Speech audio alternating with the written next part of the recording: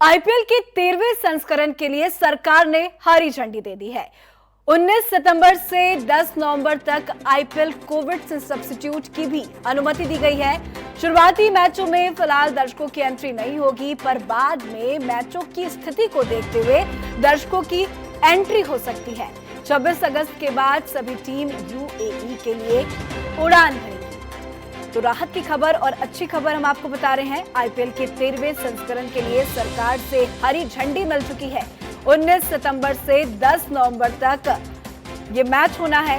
Covid substitute की भी अनुमति दी गई है।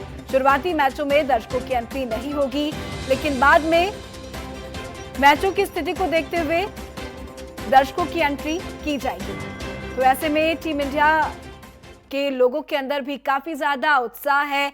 दर्शक भी काफी उत्साहित है, क्योंकि काफी लंबे वक्त से वो अपने क्रिकेटर को टीवी स्क्रीन पर नहीं देख पा रहे थे।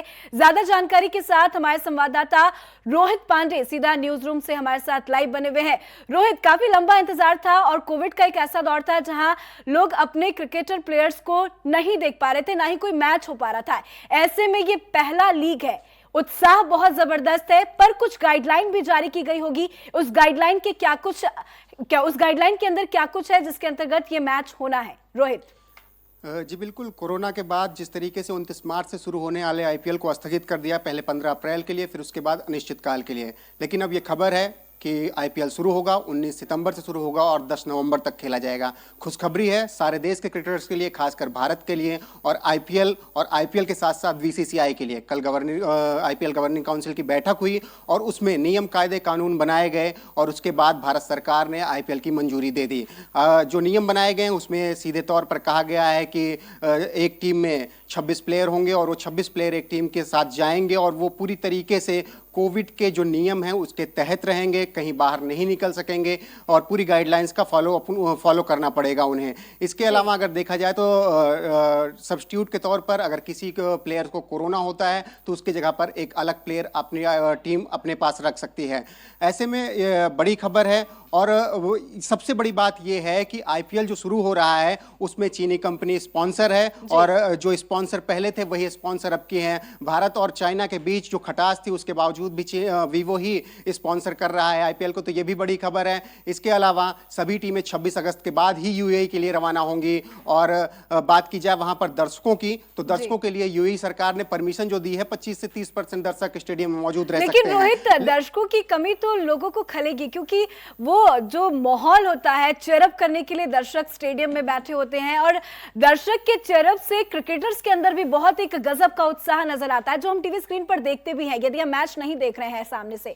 तो ऐसे में क्रिकेटर्स को भी दर्शकों की कमी जरूर खलेगी, लेकिन जरूरी है कि कोविड-19 के इस दौर में इस गाइडलाइन का पालन किया जाए। पर क्या शुरुआती दौर में तो दर्शक नहीं होंगे, पर आने वाले समय में दर्शक वहां पे मौजूद रह सकते हैं क्या? जी बिल्कुल, कोई भी खेल होता है दर्शकों की भूमिका अहम होती है, उनका उत्साहवर्धन अहम होता है किसी भी प्लेयर के लिए और किसी भी टीम के लिए। ऐसे में आईपीएल जब शुरू होगा तो शुरुआत में दर्शक नहीं दिखेंगे आपको, स्टेडियम खाली होंगे और जिस तरह से इंग्लैंड सीरीज खेली गई पूरे स्टेडियम खाली थे, उसी तरह आईपीएल भी शुरुआत में देखेंगे। लेकिन यूएई सरकार ने यह कहा है कि आप 25 से 30% दर्शक आप क्षमता के अनुसार स्टेडियम में रख सकते हैं, लेकिन वो भी शुरुआती दौर में आप दर्शकों को एंट्री नहीं देंगे।